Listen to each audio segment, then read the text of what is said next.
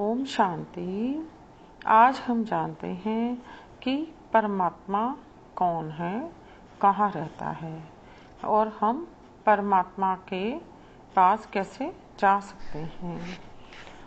मनुष्य आत्माएं मुक्ति अथवा पूर्ण शांति की शुभ इच्छा रखती हैं, परंतु उन्हें यह मालूम नहीं है कि मुक्ति धाम, परम धाम, शांति धाम कहाँ है। वह चाहती हैं कि भाई हम मुक्त हो जाएं और हमारा जन्म दोबारा ना हो, लेकिन उसको पता नहीं है कि वह धाम कहाँ है। इसी को जानने के लिए आज हम जानते हैं कि वह कहाँ है। यह कितनी आश्चर्य की बात है कि जहाँ से हम सभी मनुष्य आत्माएं सृष्टि रूपी रंगमंच पर आई हैं, उस प्यारे देश को सभी भूल गई हैं और वापस भी नहीं जा सकती, क्योंकि उनको पता ही नहीं है वहाँ हमें कैसे जाना है। इसीलिए परम पिता परमात्मा अपने बच्चों को यानी कि आत्माओं को बताने आया है कि तुम सब शांति धाम में रहने वाली श्रेष्ठ आत्माएं हो। उसके लिए हम 3 पॉइंट्स लेते हैं। पहला है साकार मनुष्य लोक। साकार मनुष्य लोक जहाँ पर हम रहते हैं, पृथ्वी पर रहते हैं, जहाँ पे मांस हड्डी का हमारा शरीर है, 5 एलिमेंट से निर्मित है और इसके द्वारा ही हम अच्छे काम करते हैं या बुरे काम करते हैं और दुख सुख में बढ़ते हैं और जन्म मरण के चक्कर में भी पड़ते रहते हैं। इस लोक में संकल्प, ध्वनि और कर्म तीनों हैं। ऐसे ही 5 तत्वों की सृष्टि अथवा कर्म क्षेत्र भी कहते हैं। यह सृष्टि आकाश तत्व के अंश मात्र में है। इसे सामने त्रिलोक के चित्र में भी देख सकते हैं। दूसरा आता है सूक्ष्म देवताओं का लोक। सूक्ष्म देवताओं का लोक पृथ्वी लोक से बाहर है। आकाश तत्व के पार एक सूक्ष्म लोक है जहाँ प्रकाश ही प्रकाश है। उस प्रकाश अंश मात्र में ब्रह्मा, विष्णु और महेश रहते हैं और अलग अलग उनकी पुरियां हैं, मतलब अलग अलग उनके राज्य हैं।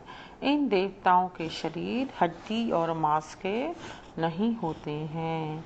इन्हें दिव्य चक्षु द्वारा ही देखा जा सकता है। यहाँ दुख अथवा अशांति नहीं होती है। यहाँ संकल्प तो होते हैं और क्रियाएं भी होती हैं, पर बातचीत नहीं होती है, परंतु आवाज़ नहीं होती है। बातचीत भी होती है परंतु आवाज़ नहीं होती है। तीसरा लोक है ब्रह्म लोक और परलोक। इन पुरियों के भी पार एक और लोक है जिसे ब्रह्मलोक, परलोक, निर्माण धाम, मुक्ति धाम, शांति धाम, शिवलोक इत्यादि नाम दिए गए हैं। इसमें सुनहरे लाल रंग का प्रकाश फैला हुआ है, जिसे ही ब्रह्म तत्व, छठा तत्व अथवा महातत्व कहा जाता है।